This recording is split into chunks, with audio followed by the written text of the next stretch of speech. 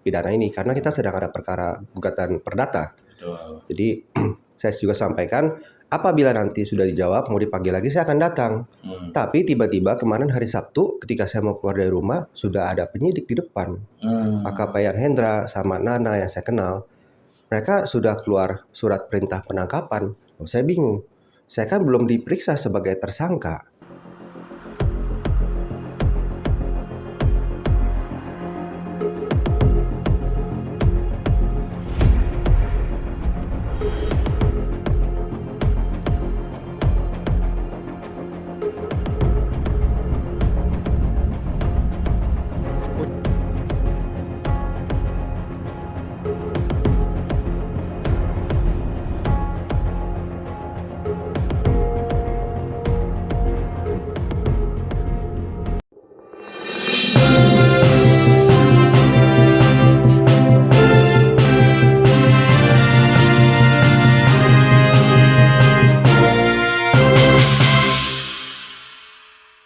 Pak Kapolda Banten, tolong evaluasi kinerja aparat Anda di bawah, Pak. Saya tahu, saya yakin ini bukan kebijakan dari Pak Kapolda, bukan juga kebijakan dari Pak Kapolri.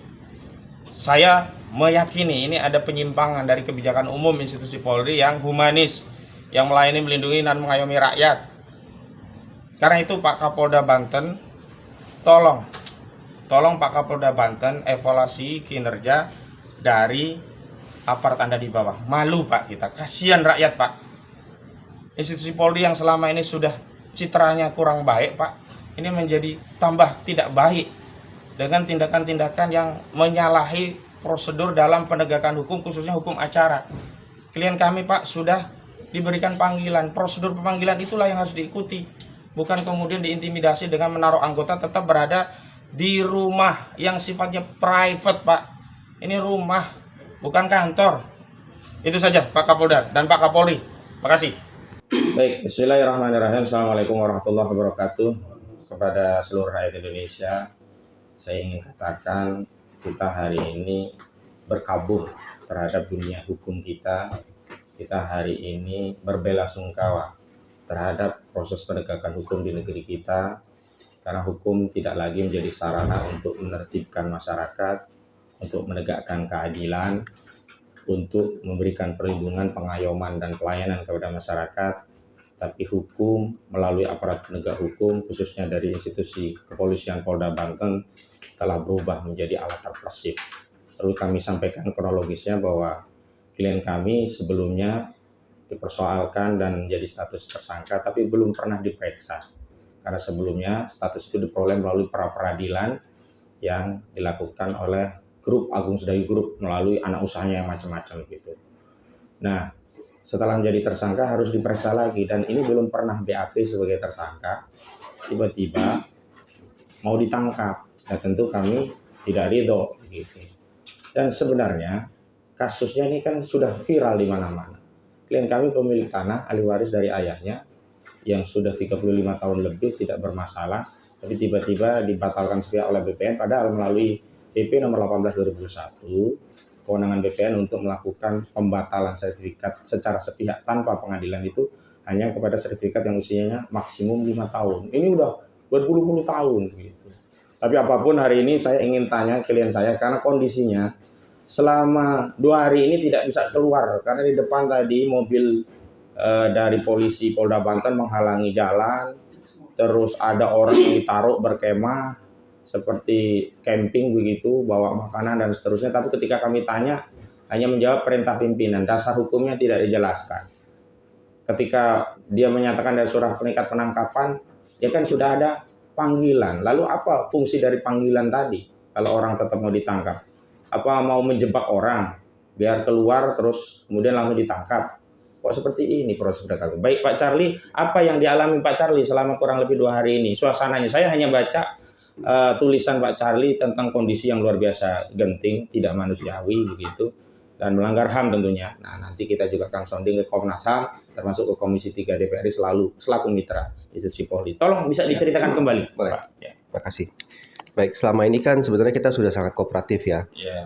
Terakhir saya dipanggil tanggal 29 April, saya hadir. Saya datang ke Polda Banten, dan terakhir juga kita sampaikan bahwa tolong dijawab atas permohonan penundaan perkara pidana ini karena kita sedang ada perkara gugatan perdata. Betul. Jadi saya juga sampaikan apabila nanti sudah dijawab mau dipanggil lagi saya akan datang.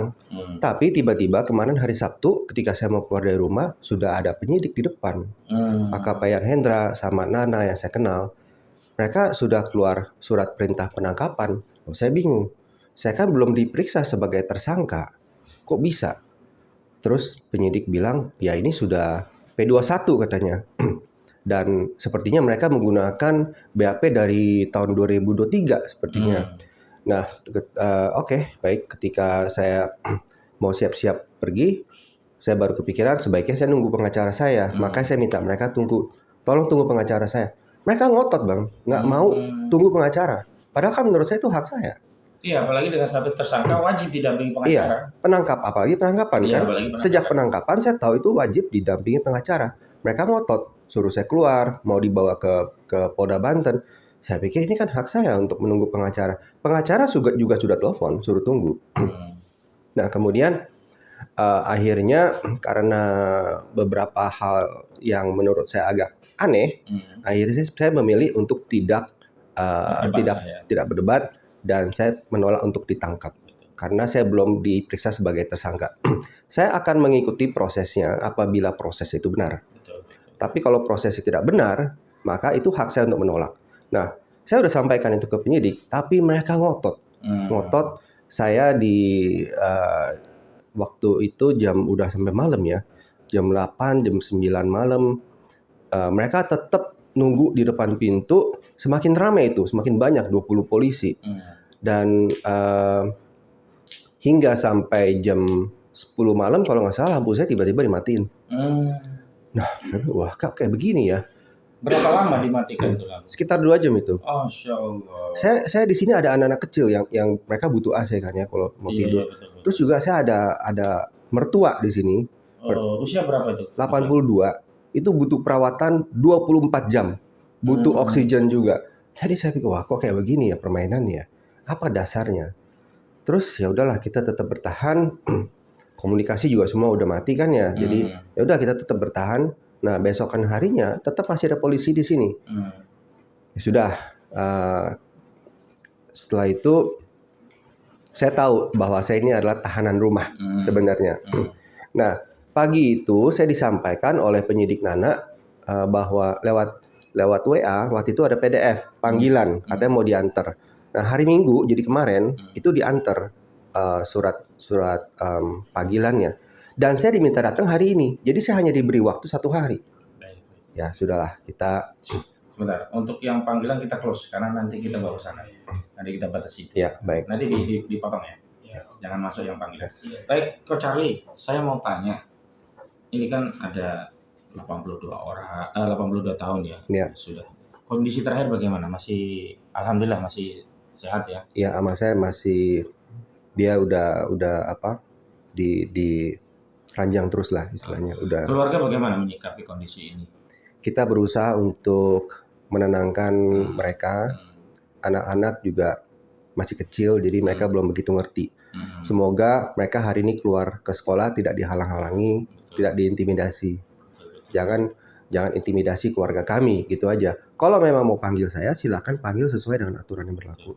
Iya, karena soalnya kan dengan Coach Charlie bukan dengan anak, istri dan keluarga ya. Betul. Ini kan persoalan hukumnya kan hanya dengan Coach Charlie. Betul. Bahkan paket GoFood nggak bisa. Kita mau antar makanan ke sini nggak bisa.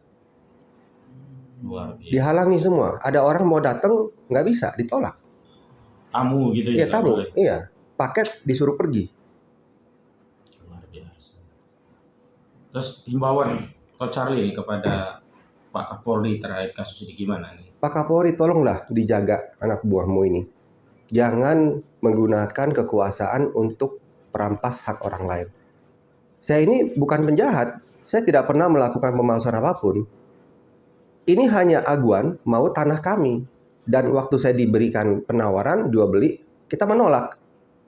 Itu aja. Sebenarnya terakhir memang aguan sudah menawar tapi kita menolak ya. Dan memang kan hak kita, bukan tanah kita ya. Betul. Sebenarnya waktu itu bukan kita menolak, tapi kita mencoba negosiasi. Wajar lah. Iya wajar. Tapi tiba-tiba saya dilaporin. Iya. Nah, sejak itulah mulai masalah ini. Baik. Baik pemirsa, sekedar informasi bahwa Pak Charlie Chandra ini bukan satu-satunya ya korban PIK 2. Tapi banyak lagi yang lainnya yang seperti ini, seperti Haji Fuad dan yang lain. Baik, terakhir Pak Charlie Chandra, himbauan atau harapan kepada masyarakat terkait kasus Pak Charlie. Ya, masyarakat tolong ikuti kasus ini, tolong kawal kasus ini karena ini bisa terjadi kepada siapapun. Betul. Ya, terima kasih. Baik, terima kasih pemirsa. Sementara itu yang bisa kami update. Ikuti update selanjutnya advokasi kami terhadap Pak Charlie Chandra juga korban perampasan tanah PIK 2 lainnya. Demikian, Assalamualaikum warahmatullahi wabarakatuh. Waalaikumsalam.